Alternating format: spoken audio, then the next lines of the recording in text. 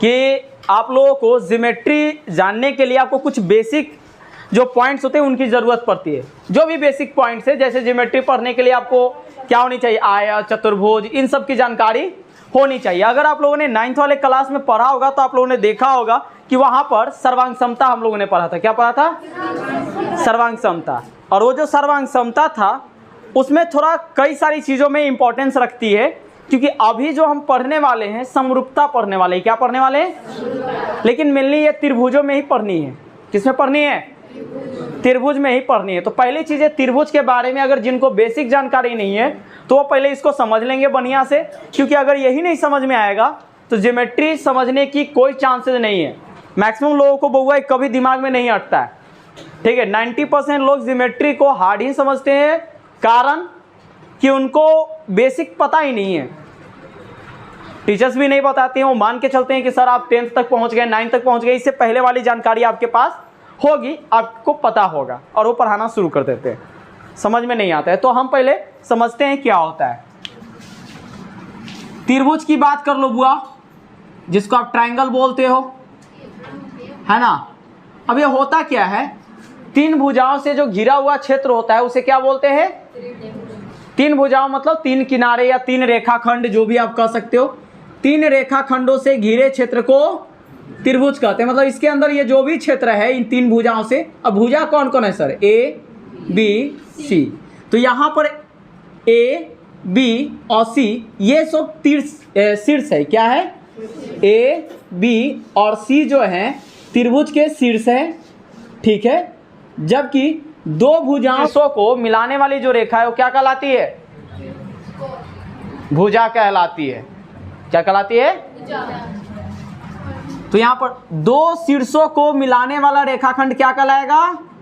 रेखा कहलाएगा। इसका मतलब ए बी, बी सी और ए सी क्या है? भुजा है। क्या है बुआ? और इसकी बीमा की बात करें, बीमाएं कितनी है तो बुआ 2 बीमाएं हैं। कितनी बीमाएं हैं? क्योंकि ये 2D पिक्चर है और डी का मतलब डायमेंशन, अर्थात बीमा। ये मैंने बता रखा है 3D जब मैं पढ़ा रहा था, बेलन शंकु पढ़ा रहे थे तो उस समय क्लियर था ना। चलिए, अगर मैं बात करूं त्रिभुज तो मेनली सर इसे 2 आधारों पर अलग अलग भागों में बांटा गया है। 2 आधार पर। पहला आधार है सर भुजाओं के आधार पर, भुजाओं के आधार पर, भुजाओं के आधार पर। फिर दूसरा होता है कोनों के आधार पर, ठीक है। अगर मैं बात करूं भुजाओं के आधार पर तो ये 3 तरह के होता है बुआ। ये कितने तरह का होता है? 3 तरह का। एक होता है आपका समबाहु त्रिभुज। क्या होता है? समबाहु त्रिभुज। दूसरा होता है समद्विबाहु त्रिभुज। क्या होता है? समद्विबाहु त्रिभुज। और तीसरा होता है विषम बाहु त्रिभुज। विषम बाहु त्रिभुज। अगर बात करो समबाहु, सम मतलब समान, बाहु मतलब भुजा, ठीक है। वैसे त्रिभुज जिसकी तीनों भुजाएं बराबर हो, वैसे त्रिभुज जिसकी तीनों भुजाएं बराबर हो, उसे क्या बोलेंगे? ठीक है, अर्थात इक्वालेटरल ट्रायंगल, ठीक है। इंग्लिश नहीं लिखेंगे क्योंकि बिहार बोर्ड के लिए उतनी जरूरी नहीं है, लेकिन फिर भी याद रखेंगे आप लोग। तो समबाहु त्रिभुज जिसकी तीनों भुजाएं, जिस त्रिभुज की तीनों भुजाएं बराबर हो, ठीक है। अब देखो, जब भी समबाहु त्रिभुज होगा तो तीनों भुजाएं बराबर होंगी, मतलब ये और ये तीनों भुजा बराबर है, अर्थात इसके तीनों कोण भी क्या होंगे? बराबर। तीनों कोण भी, हम तीनों कोण को x डिग्री मान के चलते हैं, तो तीनों कोण बराबर। तो कितने डिग्री का? 60 डिग्री का। कितने डिग्री का? तो तीनों कोण 60 डिग्री का होता है। 60 डिग्री का, कोई दिक्कत? और समबाहु त्रिभुज के शीर्ष से अगर आधार पर लंब डालते हैं, समबाहु त्रिभुज के शीर्ष से आधार पर लंब डालते हैं तो वह आधार को 2 बराबर भागों में बांटता है। आधार को, हाँ, मतलब समबाहु त्रिभुज के जो शीर्ष होते हैं, शीर्ष लंब आधार को समद्विभाजित करते हैं।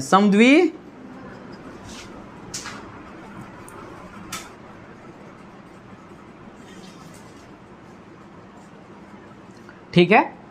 दूसरा हम बात कर लेते हैं बुआ यहाँ पे भुजा भी मैं लिख देता हूँ ए बी सी, तो इसके तीनों भुजाएं बराबर ए बी बराबर बी सी बराबर सी ए, साथ में एंगल ए बराबर एंगल बी बराबर एंगल सी, प्रत्येक 60 डिग्री का। समद्विबाहु त्रिभुज, सम मतलब समान, द्वि मतलब दो और बाहु मतलब भुजा, ठीक है। सम मतलब समान, द्वि मतलब दो, बाहु मतलब भुजाएं। वैसे त्रिभुज जिनकी दो भुजाएं बराबर हो, वैसे त्रिभुज जिनकी केवल दो भुजाएं बराबर हो उसे क्या बोलते हैं? समद्विबाहु त्रिभुज बोलते हैं। मतलब ए बी सी में ए बी और बी सी ए सी भुजा क्या है? बराबर है। ए बी और ए सी भुजा बराबर है, तो दो भुजाएं जब भी बराबर हो जाए तो उसे हम क्या कहेंगे? समद्विबाहु त्रिभुज कहेंगे। तो इसका मतलब हम कह सकते हैं कि सर ए बी बराबर बी सी है। जैसे ही ये समद्विबाहु त्रिभुज हुआ, सॉरी ए बी बराबर ए सी है, ए बी बराबर ए सी। अब चूंकि समद्विबाहु त्रिभुज में दो भुजाएं बराबर हैं, इसकी दो कोण भी बराबर होते हैं, इसके दो कोण भी, लेकिन कौन सा? भुजाओं के बराबर, भुजाओं के सम्मुख कोण, बराबर भुजाओं के। तो इस भुजा के सामने का कोण ये है और इस भुजा के सामने का कोण ये है, ठीक है। मतलब ए बी भुजा के सामने का कोण सी और ए सी भुजा के सामने का कोण, इसका मतलब कोण बी बराबर कोण सी होगा। कोई दिक्कत? यहां तक क्लियर है सबका? हाँ जी। कोण का मान इसका फिक्स नहीं है कि कोण का मान कितना होगा, लेकिन ये चीज इतनी होती है। अब देखिए, इसका भी अगर शीर्ष लंब ऊपर से डालोगे तो आधार को बराबर भागों में बांटता है। अर्थात समद्विबाहु त्रिभुज के शीर्ष से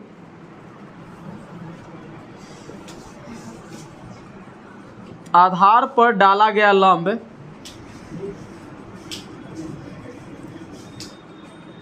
आधार को समद्विभाजित करता है। आधार को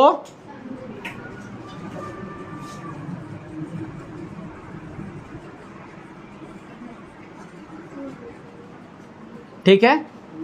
आप इसको इंग्लिश में बुआ आइसोसेलेस ट्रायंगल बोलोगे। क्या बोलोगे? आइसोसेलेस ट्रायंगल बोलोगे, ठीक है। अभी विषम बाहु है जिसको स्केलन ट्रायंगल भी बोला जाता है, स्केलन ट्रायंगल। अब देखो, विषम मतलब अलग अलग, बाहु मतलब भुजा, है ना। वैसे त्रिभुज जिसको तीनों भुजाएं क्या हो? अलग अलग हो। वैसे त्रिभुज जिसको तीनों भुजाएं अलग अलग हो उसको क्या बोलते हैं? विषम बाहु त्रिभुज बोलते हैं। अब मान के चलो ये आपकी मिल गई ए बी सी। यहाँ पे आप देख सकते हो सर ए बी बराबर बी सी है, sorry A B not equal to B C not equal to A C. तीनों भुजाएं बराबर नहीं।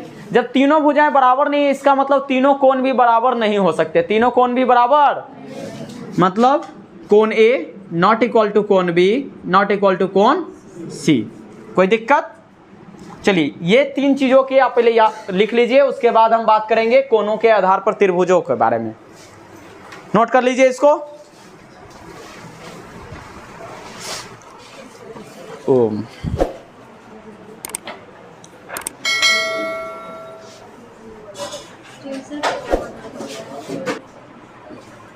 आवाज नहीं। तो चलिए अब हम बात करते हैं कोणों के आधार पर त्रिभुजों के प्रकार। कोणों के आधार पर तीन प्रकार की त्रिभुज होती है। एक होती है आपकी न्यून कोण त्रिभुज, हेलो, एक होती है न्यून कोण त्रिभुज, दूसरा होता है समकोण त्रिभुज, ठीक है, और एक होती है आपकी अधिक कोण त्रिभुज, अधिक कोण त्रिभुज। देखो, ये हमारे बस बताने का यही मकसद है। बहुत सारे लोग ऐसे होते हैं जो सीधा ना 7वां पढ़ा ना 8वां पढ़ा ना 9वां पढ़ा, सीधा मुंह उठा के चला आया 10th में, है ना। ढेर लोग ऐसी हालत में होता है, और ऐसी हालत में बिल्कुल समझ लो कि ऐसे बच्चों को समझा पाना भैंस के आगे बीन बजाने के बराबर हो जाता है, ठीक है। तो उम्मीद करते हैं कि आप सब में से ऐसा कोई नहीं होगा, है ना। हो चलिए, न्यून कोण त्रिभुज। न्यून कोण त्रिभुज उसे कहते हैं जिसका प्रत्येक कोण न्यून कोण हो। वैसा त्रिभुज जिसका प्रत्येक कोण न्यून कोण हो, उस त्रिभुज को हम क्या कहेंगे? न्यून कोण त्रिभुज कहेंगे। ऐसा त्रिभुज जिस त्रिभुज का प्रत्येक कोण क्या हो, तो उसे क्या बोलेंगे? अच्छा, न्यून कोण पता है ना किसे कहते हैं? हो बहुत बढ़िया, जिसका सभी कोण बराबर। 90 डिग्री हो। हाँ, 0 डिग्री से 90 डिग्री के बीच का जो कोण होता है उसे न्यून कोण। शॉर्ट में देख लो, नहीं तो कौन गारंटी।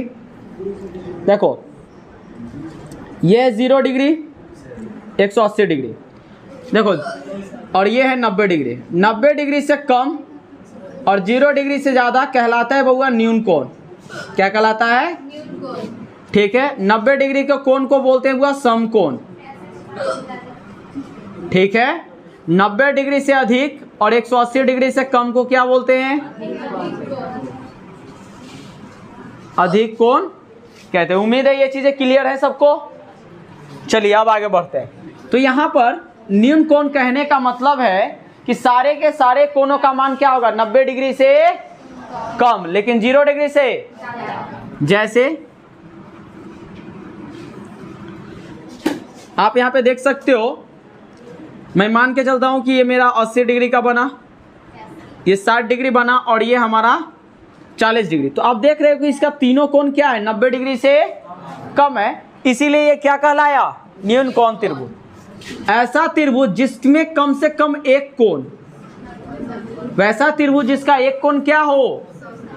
एक कोण समकोण हो, अर्थात 90 डिग्री हो। अर्थात कितना हो? 90 डिग्री हो, उसे क्या कहेंगे? समकोण कहेंगे। मतलब कम से कम एगो कोण तो ऐसा होना ही चाहिए जेकर अंदर क्या हो? 90 डिग्री हो। ठीक है। अर्थात ये इस तरह का बनेगा, ये 90 डिग्री होगा ही होगा। बाकी के दोनों कोण कितना भी हो, बाकी का दोनों कोण, फिर कहो एक क्या सर 90 डिग्री से ज़्यादा होगा? नहीं जी। क्यों नहीं ज़्यादा होगा 90 डिग्री से? दोनों कोण जो बाकी बच गए वो 90 डिग्री से कम ही होंगे, अर्थात न्यून कोण ही।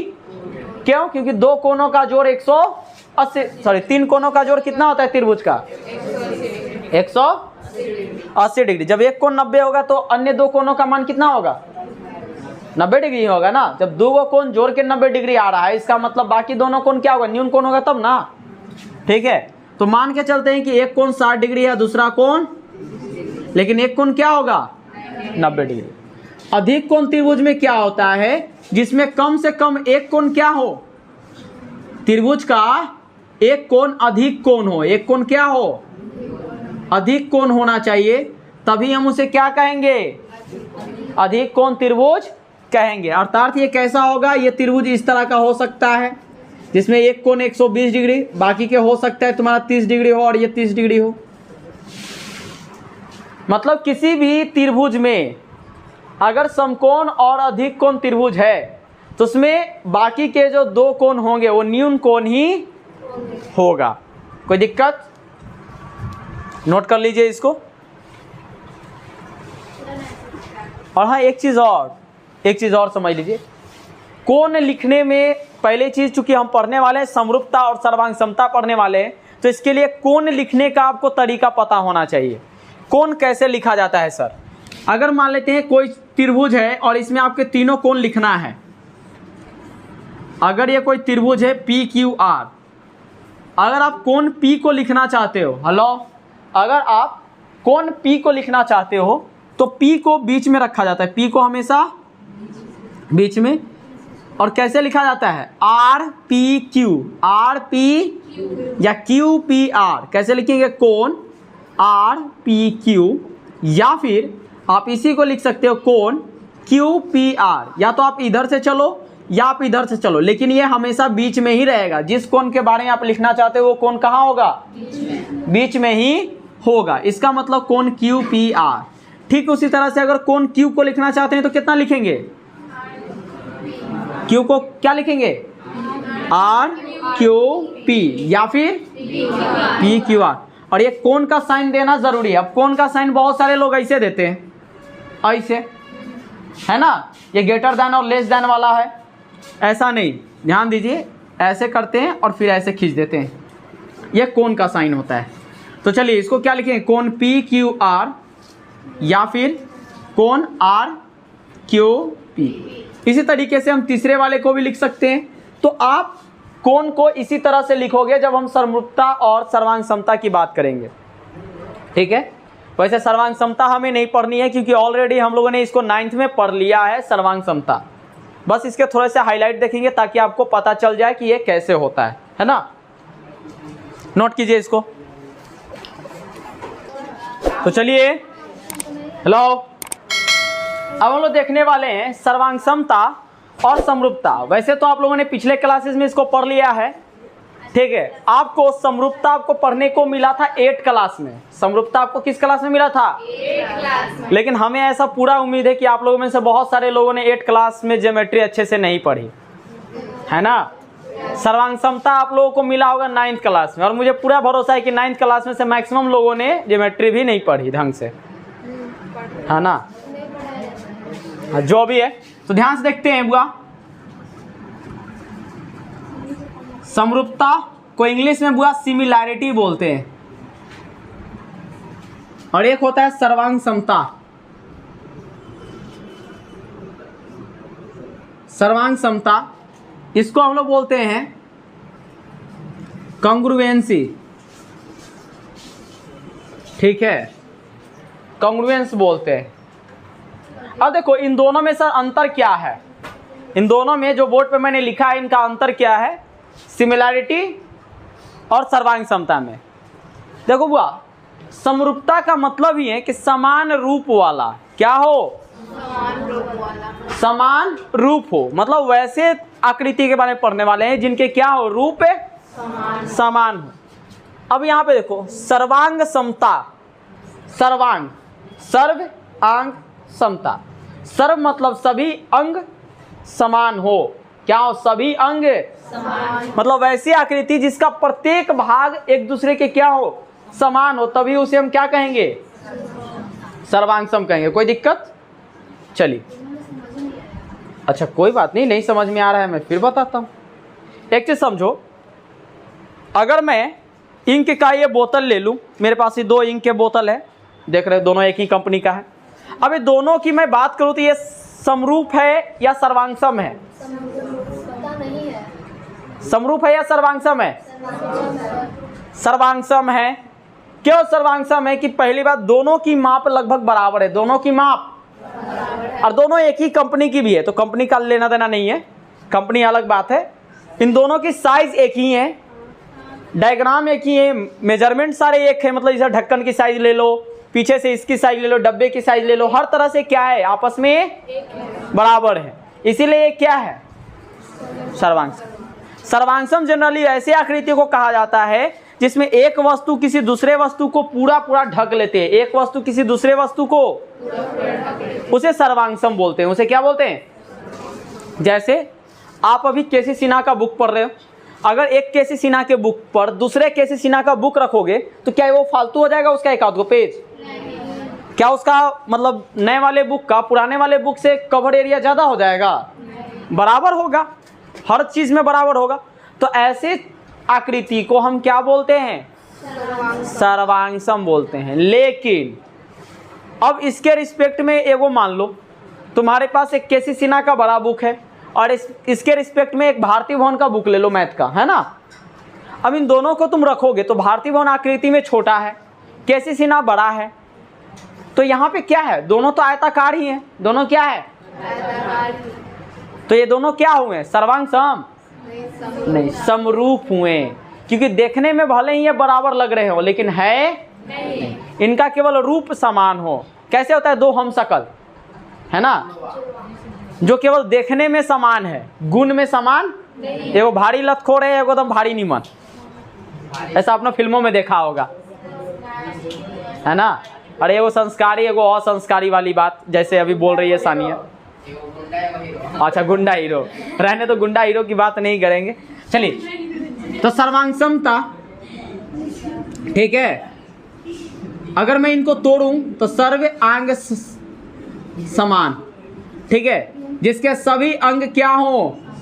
जिसके सभी अंग, मतलब वैसी आकृति जिसका प्रत्येक भाग समान हो, वैसी आकृति जिसका प्रत्येक भाग, जिसका प्रत्येक भाग समान हो, ठीक है। जैसे अगर मैं एक आयत ले लूं, ठीक है, इसकी लंबाई 4 मीटर है और इसकी 8 मीटर लंबाई है। मैं दूसरा भी आयत ले लेता हूँ। पहले वाले आयत का नाम है ABCD और इस आयत का नाम है PQRS। इसकी भी लंबाई 8 सेंटीमीटर है और चौड़ाई मीटर में है दोनों। इसकी भी चौड़ाई 4 मीटर और लंबाई 8 मीटर है। अब ये दोनों त्रिभुज क्या है, माप में बराबर है।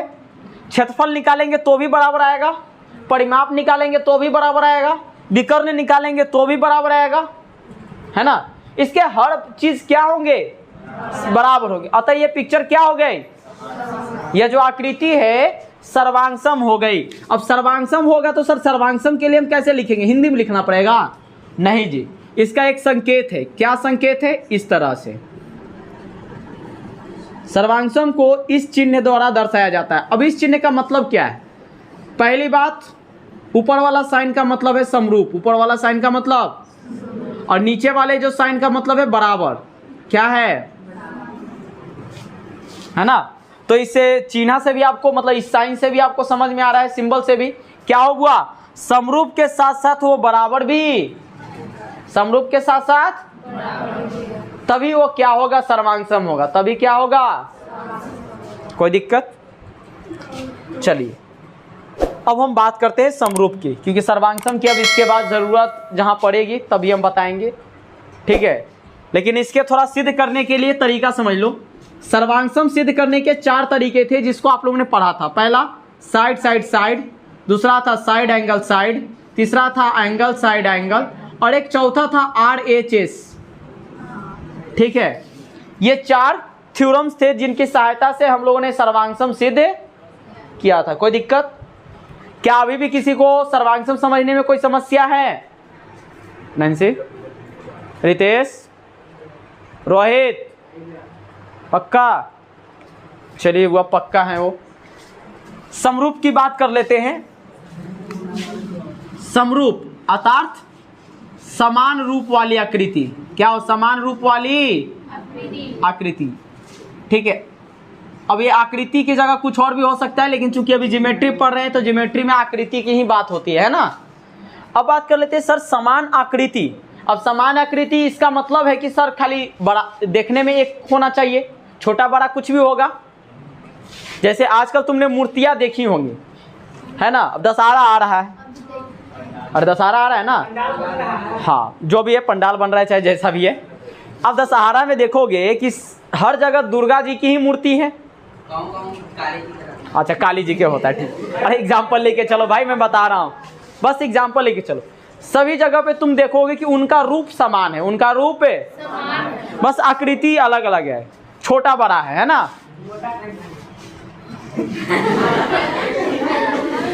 अरे हाँ, जैसे सिंपल सी बात है, जैसे आप देखते हो बिस्लरी के बोतल ले लो, एक 1 लीटर वाला और एक आधा लीटर वाला, है ना। दोनों का रूप समान है, दोनों का रूप लेकिन बड़ा छोटा है। क्या है ना। तो इसीलिए इसको हम कहेंगे समरूप। क्या बोलेंगे?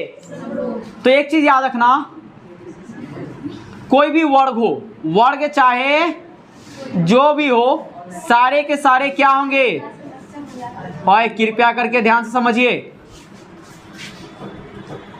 ठीक है। यहां पर मैंने वर्ग बनाया है।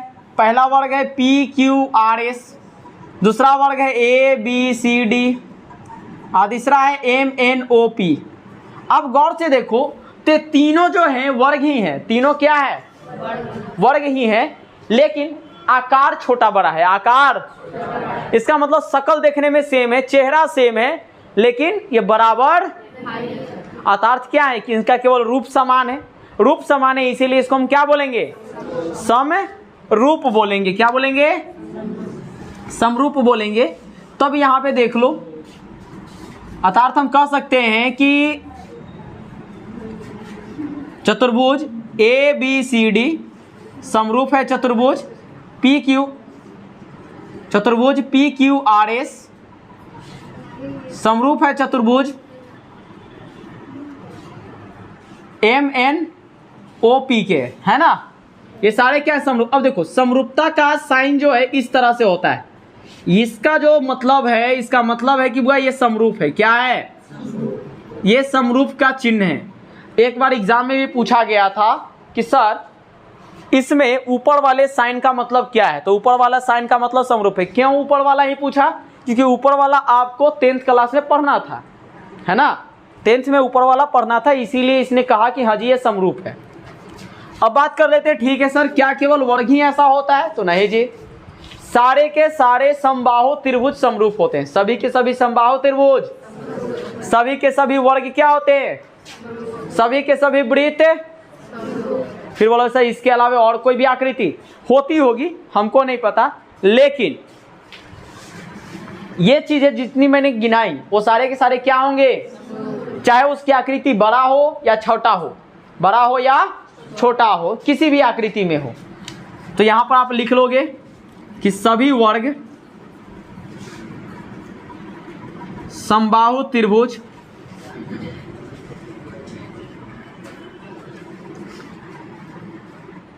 एवं वृत्त एवं समरूप होते हैं। क्या होते हैं? ठीक है, समरूप होते हैं। इसका मतलब अब सीधी सी बात है, जैसे ये वृत्त है, आप वृत्त के अंदर भी वृत्त कितनी भी खींच दो, सभी के सभी क्या है? गोल ही होंगे। अब समबाहु त्रिभुज बना लो, सभी के सभी भुजा क्या होंगे?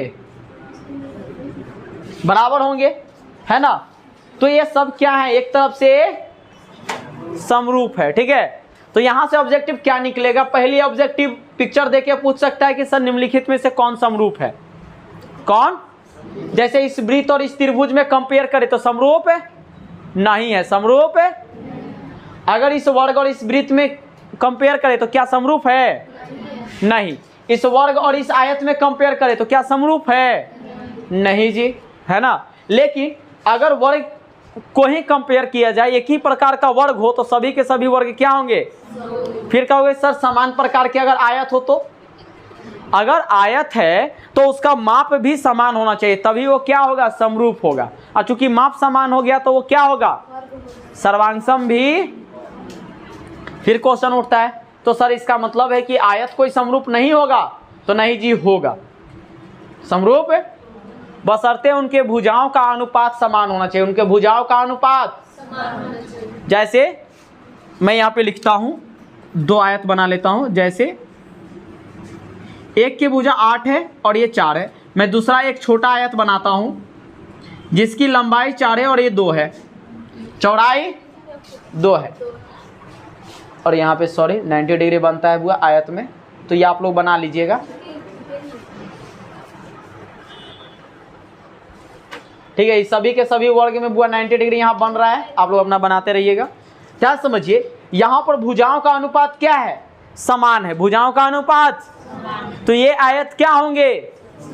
और इस बेसिस पर हम किसी भी आकृति को सर्वांशम कह सकते हैं अगर उनकी भुजाओं का अनुपात क्या हो? समान हो, तभी वह क्या होंगे? नहीं तो इस तरह से जो है वर्ग, समबाहु त्रिभुज और वृत्त, अर्थात सम बहुभुज, सम है, अगर सम बहुभुज है और उनकी भुजाएं बराबर हो, उनकी भुजाएं बराबर कहने का मतलब है कि भुजाओं की संख्या बराबर है, भुजाओं की संख्या बराबर है और वो सम बहुभुज है, तब वो क्या होंगे? समरूप है। ठीक है, तो चलिए उम्मीद करते हैं कि सारी चीज़ समझ में आ गई। नोट कर लीजिएगा, और हमारे जो ऑनलाइन देखने वाले पर्सन हैं जो वीडियो को देख रहे होंगे बाद में, वो आप स्क्रीनशॉट ले लीजिएगा, ज़्यादा फायदेमंद रहेगी। ठीक है, अगर आपको ये चीज़ें समझ में आ रही है और भी नॉलेज आप लेना चाहते हैं, कंटिन्यू जुड़ना चाहते हैं, क्लास कंटिन्यू चलने वाली है, तो मेरे चैनल को सब्सक्राइब कर दीजिए और बेल आइकन को भी ज़रूर दबा दीजिएगा। इसके साथ साथ हमारे अन्य भी वीडियोज होंगे डिस्क्रिप्शन में, आप उन्हें भी देख लीजिएगा। ट्रिगोमेट्री है और अन्य भी चैप्टर्स हैं जो आपके काम आने वाले हैं। धन्यवाद, फिर अगले क्लास में मिलते हैं। आपका दिन शुभ हो।